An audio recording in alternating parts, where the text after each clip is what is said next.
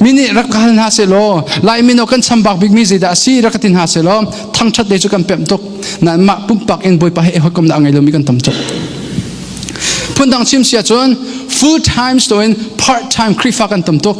part time krifa ni he full time chen de buntu kan afak mi set de chu sin da kan te kholai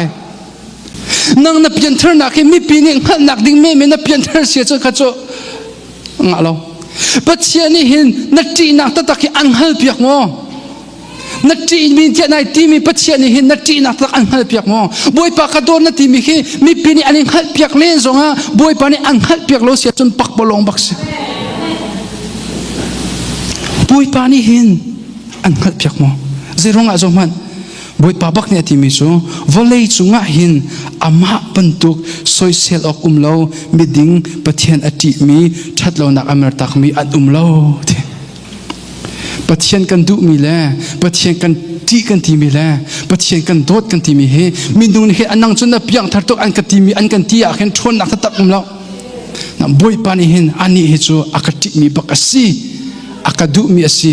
ka zu tu asi ti boy pa ni akan ti tu a hen thon nak nanun na khavani chak to kanun na khavani chak chiose ma ka chim de ke ma katling bi katina silo katling shum shum no ka chak zungza nang ma hete nang ma nanun na khete check your life. Does God consider you his child? Nang ma le long te ni kapa na tina ama ni te kafa te hin an